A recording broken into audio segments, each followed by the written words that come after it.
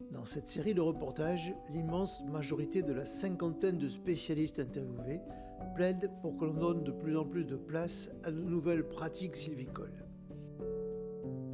Les exploitations en couvert continu et en futée irrégulière présentent par exemple d'importants avantages pour aller vers des forêts plus résilientes. C'est donc, je crois, la tendance forte pour les prochaines années et c'est une formidable tendance. Toutefois, pour les 6 000 entreprises de travaux forestiers françaises, soit environ 21 000 emplois, est-il facile de passer des méthodes de type coupe-rase à des opérations en couvert continu? Peuvent-ils continuer à gagner leur vie? Peuvent-ils continuer à développer et à diversifier leurs compétences? Ces questions sont au centre de ce 6e reportage. En effet, si nous misons de plus en plus sur les forêts et sur le bois, par exemple pour stocker du carbone ou pour diminuer le recours aux énergies fossiles, il faut bien admettre que cela sera impossible sans bûcherons, sans scieries de proximité et plus largement sans spécialistes et travailleurs des forêts. Alors, peut-on concilier rentabilité de ces entreprises de travaux forestiers, bien-être au travail et sécurité de leur personnel et nouvelles méthodes sylvicoles garantes de plus de résilience et de plus de respect des écosystèmes? Pour faire votre opinion, je vous propose donc de prendre quelques minutes pour entendre les arguments de l'entrepreneur de la forêt, Arthur Geoffrey, et du chargé de mission de l'Association des entrepreneurs forestiers de Nouvelle-Aquitaine, Vincent Le Chevalier. Je les ai rencontrés dans la scierie des frères Estorge, à Sainte-Féréole, à proximité de Brive, en septembre 2025. Il y a 2 enjeux aujourd'hui majeurs dans la sylviculture régulière. C'est avoir le personnel gestionnaire, etc., qui soit en capacité de traiter, marquer et réfléchir à la sylviculture irrégulière. Et un deuxième enjeu, c'est avoir des entrepreneurs de travaux forestiers ou des personnels qui vont venir organiser et faire la récolte, qui comprennent ces enjeux-là et qui aient un minimum d'autonomie dans les décisions à prendre, etc., et dans la réalisation des travaux. Cet enjeu technique, il est important. Et pour autant, aujourd'hui, c'est une vraie problématique puisqu'on ne le retrouve pas dans la rémunération des entrepreneurs qui interviennent. Puisqu'aujourd'hui, dans la majorité des coupes que je connais, moi, les entrepreneurs interviennent à des coûts égaux, que ce soit dans une prestation en coupe rase ou dans un système régulier. Une meilleure qualité de travail des ETF sur les chantiers en forêt, ça doit passer par un prix mieux valorisé pour le travail des ETF. Je m'explique. Une protection des sols accrue sur des sols très sensibles, ça va être une intervention sur une période sèche. Une intervention sur une période sèche sur un chantier spécifique, ça veut dire que c'est une période sur laquelle tous les ETF sont très sollicités pour tous les chantiers secs. Et bien on pourrait se dire qu'une meilleure valorisation sur cette période-là du travail des ETF serait un bonus, quelque chose qui les inciterait à favoriser ces chantiers-là pour ce moment-là. Un autre exemple, ça pourrait être d'imaginer que à l'abattage, le fait de ne pas blesser d'arbres pourrait donner lieu à un bonus. Il faut que ce soit des facteurs simples, objectifs, faciles à identifier. La blessure d'arbre, ça peut être un peu plus complexe parce que ça veut dire qu'il faut faire un recollement ou quelque chose de ce type-là. L'intervention sur sol humide, c'est quelque chose de plus facile à mesurer. Ces travaux font écho aux conclusions de cette étude conduite en 2021.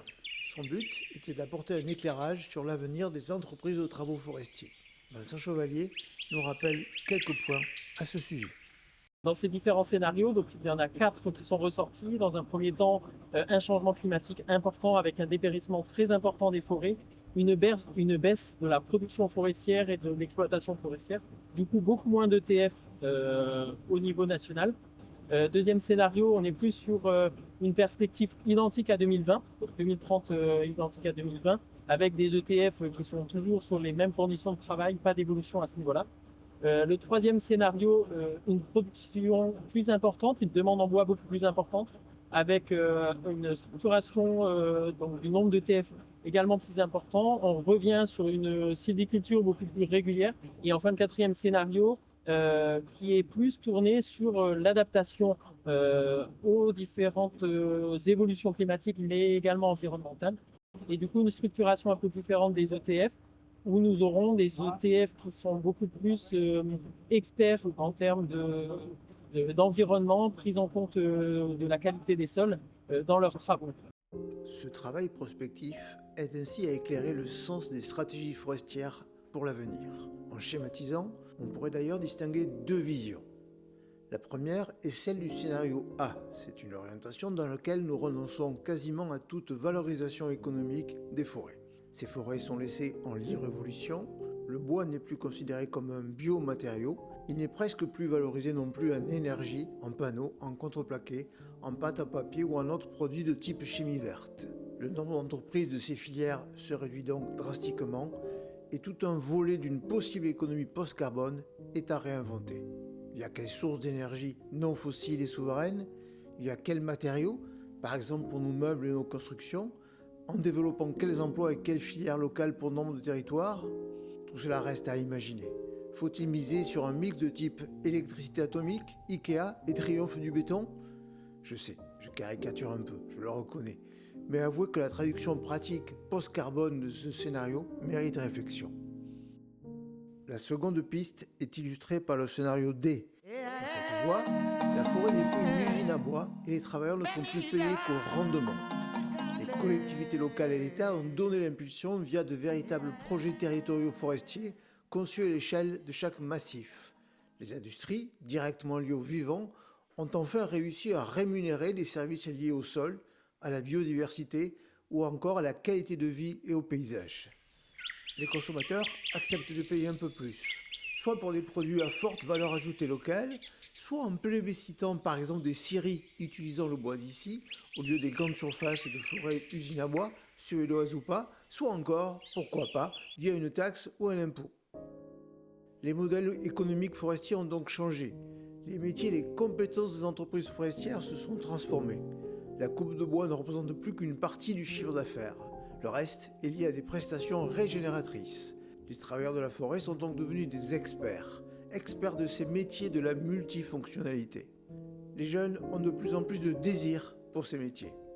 Entre ces deux orientations, vous aurez chacun sans doute une préférence. Vous avez compris la mienne. Mais quel que soit votre choix, ne pensez-vous pas qu'il est urgent, économiquement et plus encore socialement, de faire un choix, de le tenir et de ne plus prendre les entreprises de travaux forestiers comme une variable d'ajustement, ou pire, comme des coupables? Si l'on prend un peu le temps pour quitter nos ornières idéologiques, ne pensez-vous pas qu'ils sont peut-être avant tout des hommes et des femmes qui subissent un modèle à bout de souffle, car incapables de fixer une voie sur le temps long? Pour moi, les entreprises de travaux forestiers font partie du trousseau de clés indispensable pour ouvrir les modèles de demain. Je suggère donc de les aider à se transformer. C'est le sens de cette piste de nouvel itinéraire label bas carbone, parmi d'autres, qui est esquissée dans un précédent sujet de la chaîne. On en reparle dès que possible. Dans cette attente, je vous souhaite vraiment le meilleur.